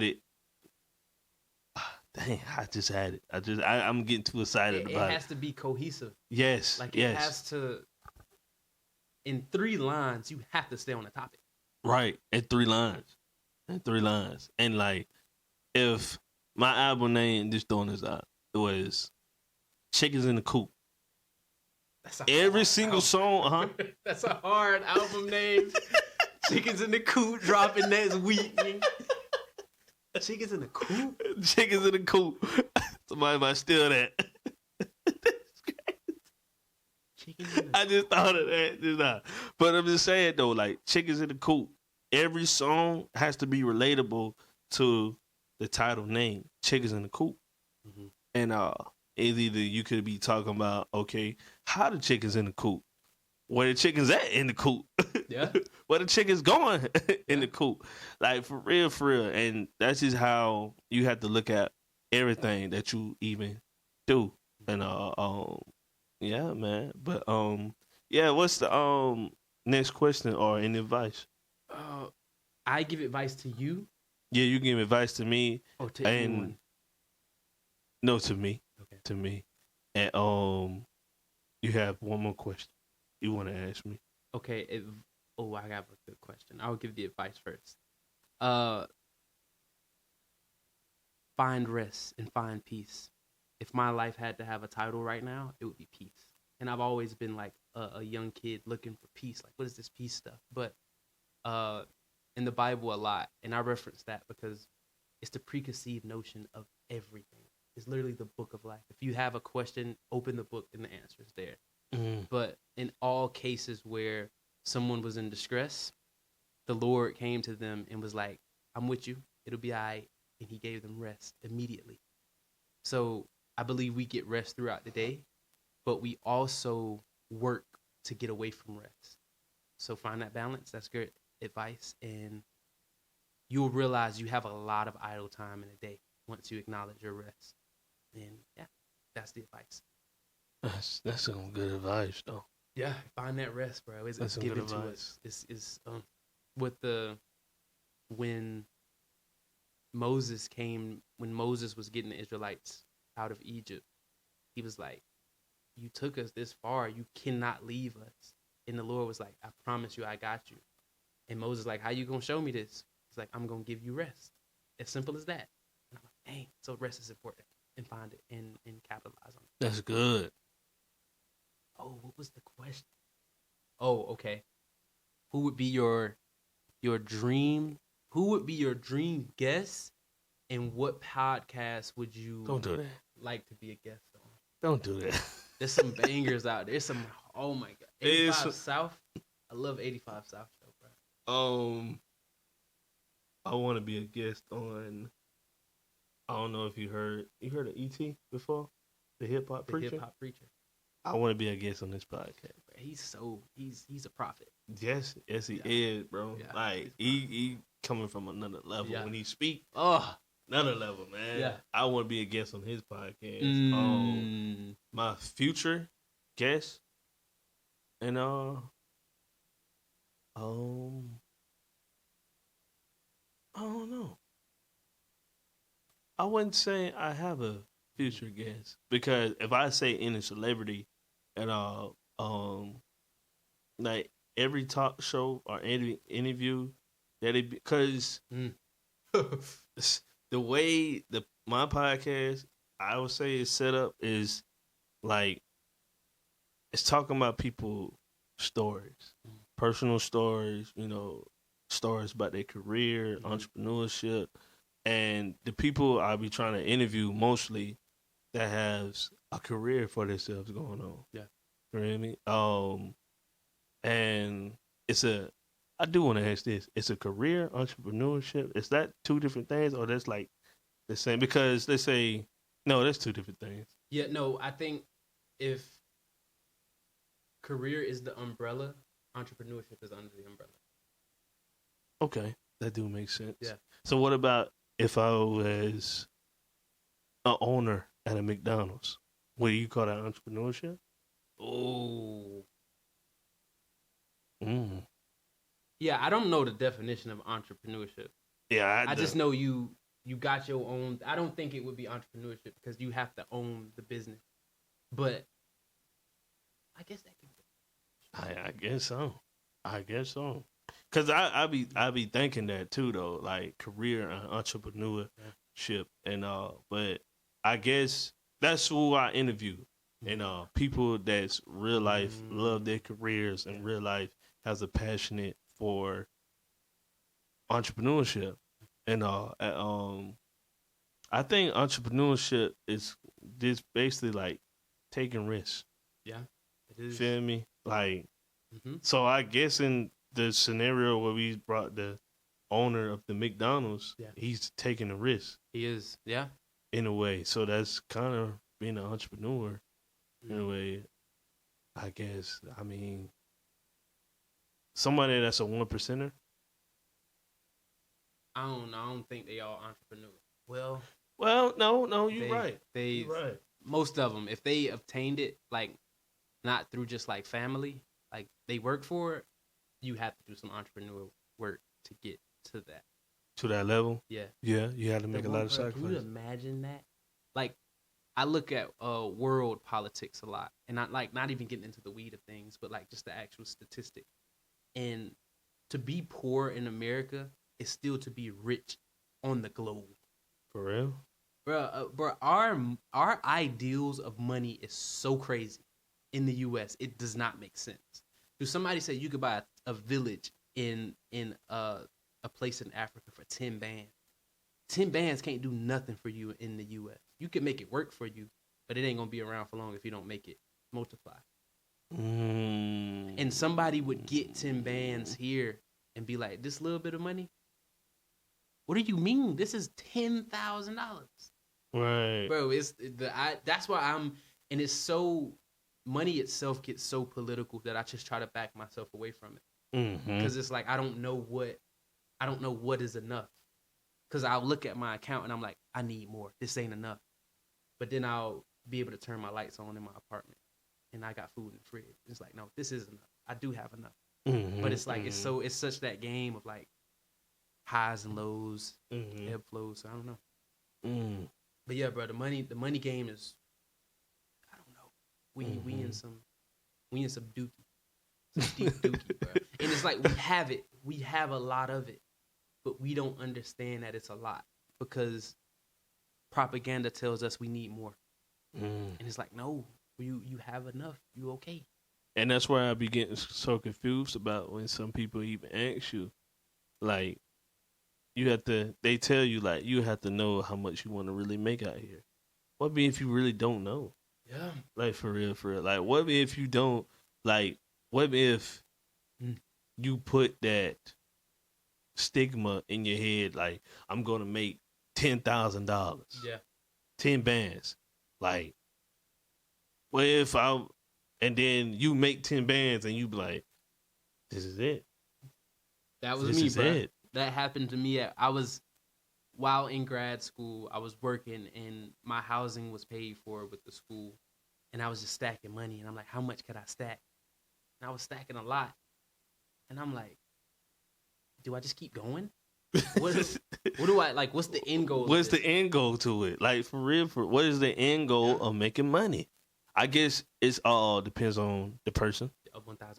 Yeah, it all depends on the person. Because you could be making money for, like, oh, this is a perfect example.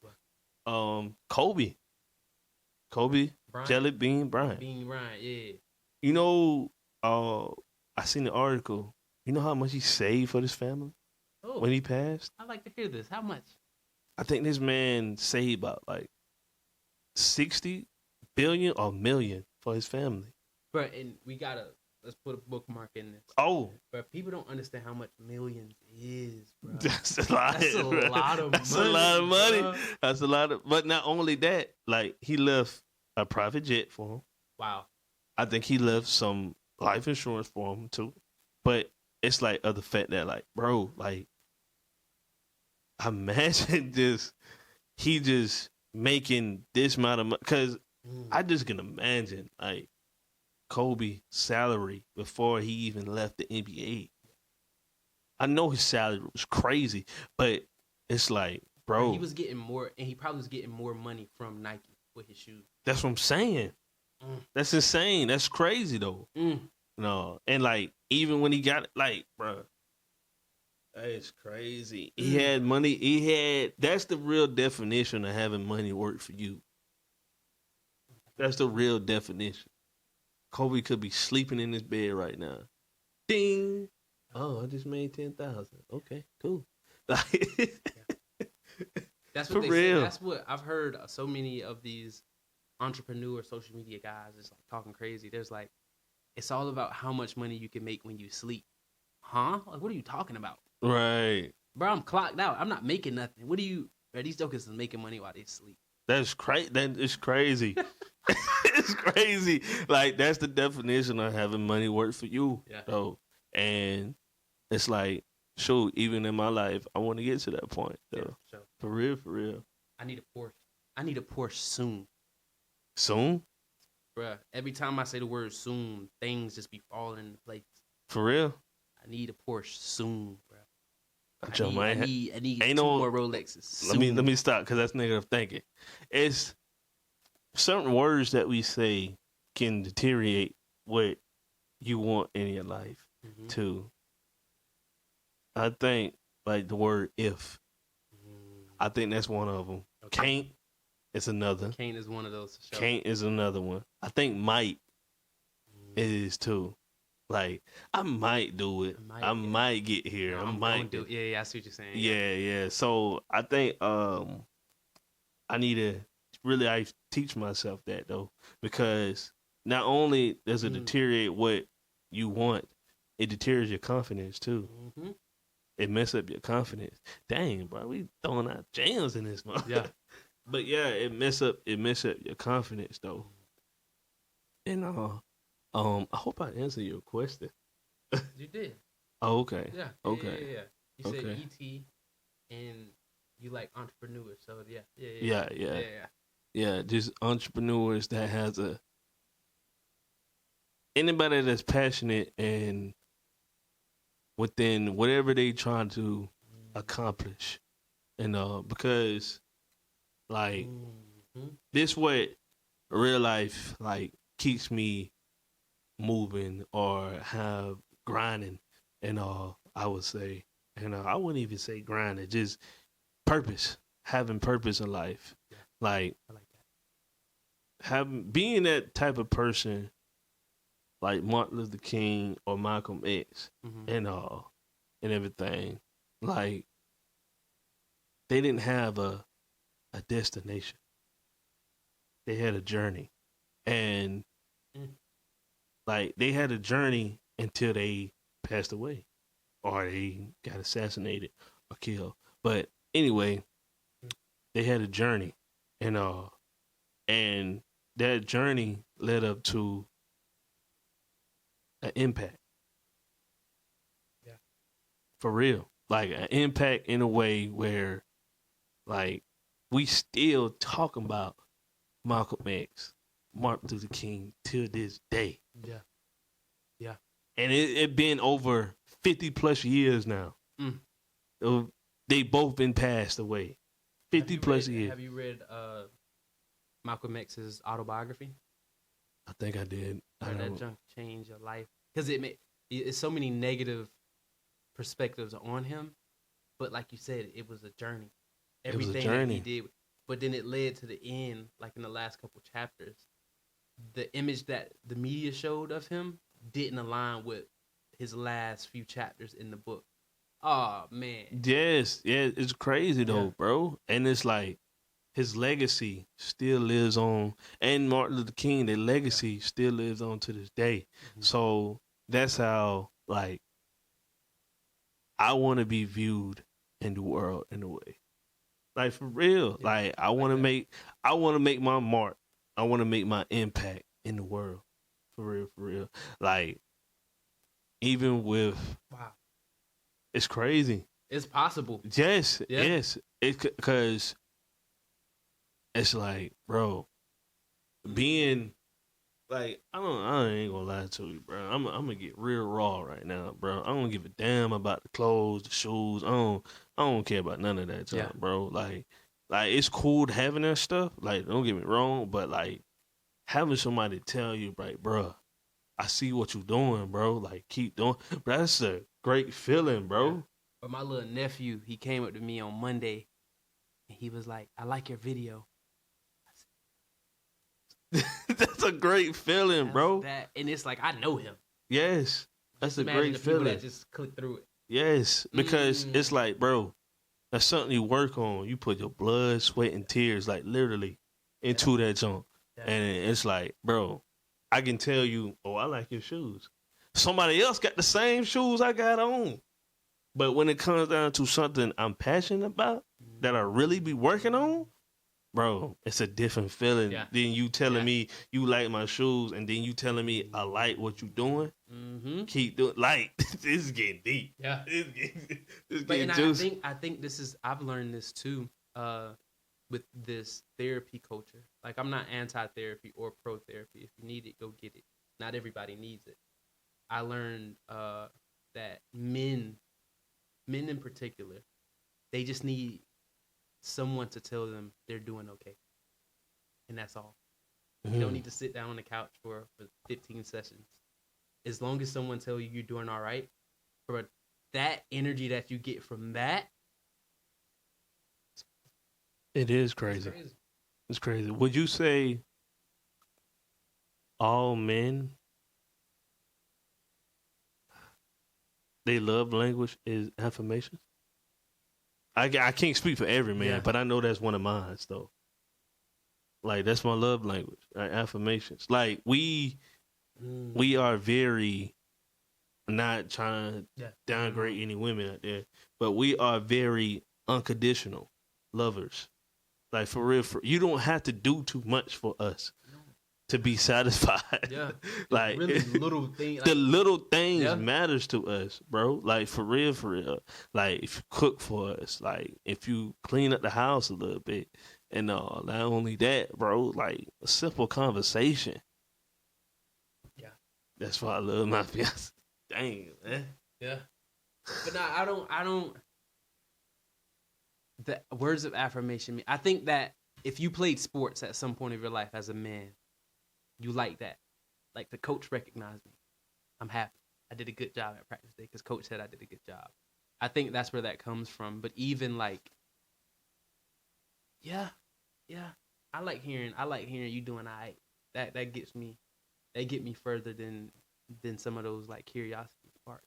Like somebody just saying like you'll be all right. That right there. I love telling people they'll be all right.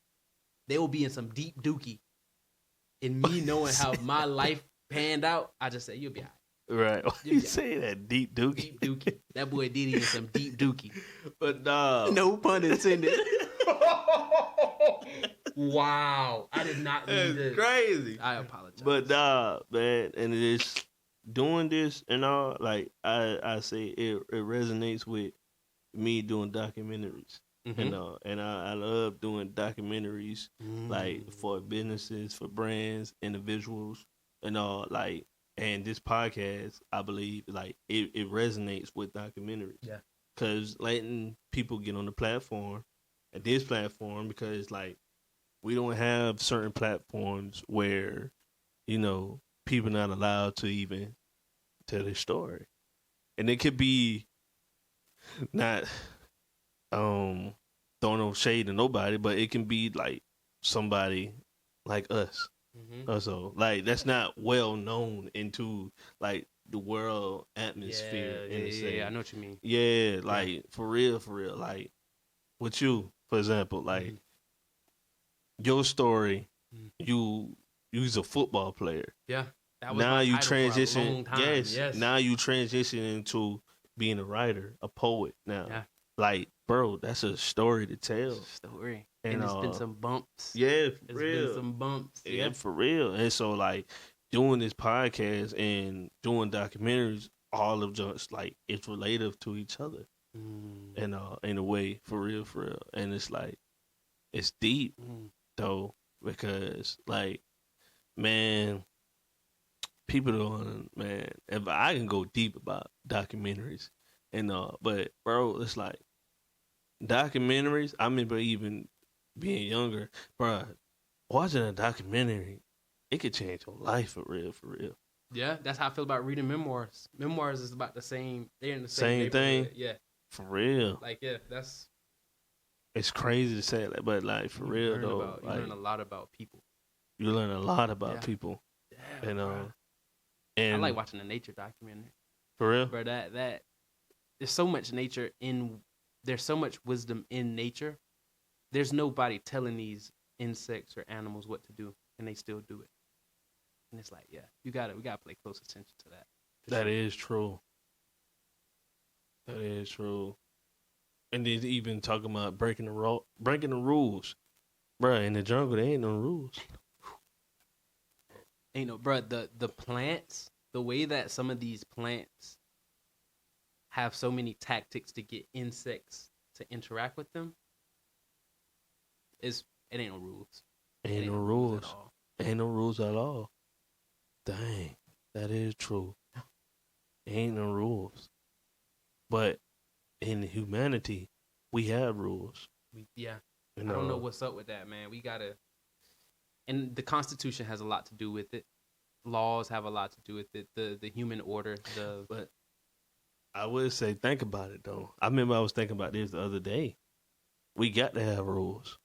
We gotta have rules, bro. It get ugly out here. No rules. It'll be a fuck. I'm sorry. Yeah. Excuse my language. But it'll be a purge out here every day. Oh. If we had no rules, it would get ugly. Like for real. It would get real nasty. What road rage would look like without no rules? Oh. It would get nasty. Yeah.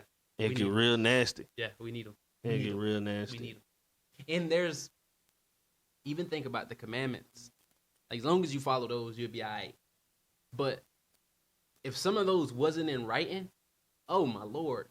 Bro, you know how many people would be actively disrespecting their parents? Hey. Sheesh. It would get nasty. So we got them. Dang. Thank God for them. Dang, Steffan, we just running around. Let's get back.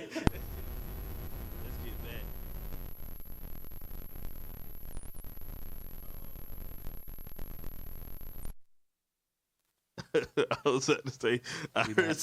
All right. Let the people know where they can find you at, man. Oh, find me on. I have so many. I try to diversify my platform posting. So I have stuff that I put on Twitter that's not on YouTube. I have stuff that's on YouTube that's not on SoundCloud. But to get a full grasp of things, just go to SoundCloud, type in Steff Johnson, Steff Johnson, and yeah, that's where you find all my stuff. And there's a lot more to come too. All right. You send me your SoundCloud, YouTube, and Twitter. Yes. So I'm gonna put that in the description down below. Yes. And, all right then, man. Well, I don't know how long I had to check it on the camera, but yeah, man. It's been love, bro. This is so great. Thank you. This been good, man. I'm not gonna lie to you. How you feeling, man? I love it. No. I enjoy a nice conversation. I was gonna bring some wine, but I didn't want to disrespect your home. I didn't know the rules. You should have brought some wine. I didn't bring no you should have brought that goddamn wine. But I enjoy conversations. Like after this, I'm heading to my sister's house, and I'm just gonna sit and talk with her for a while before I go back home. Okay. Yeah, I just love a nice conversation. Before we leave, I got something for you. Okay. I got something for you before we leave.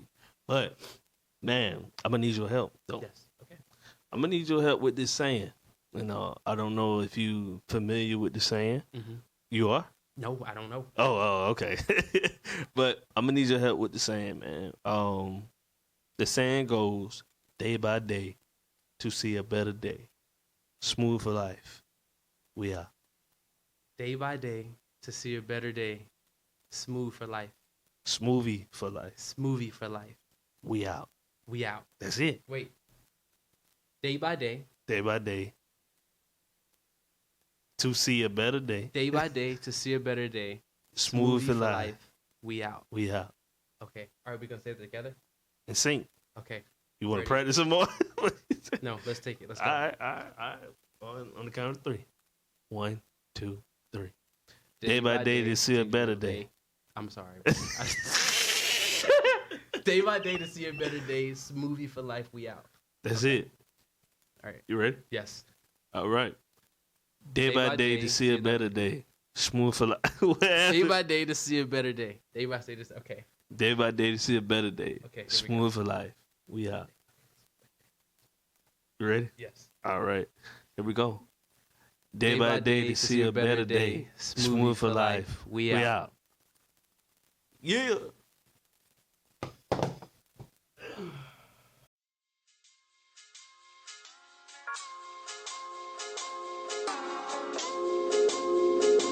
Bye.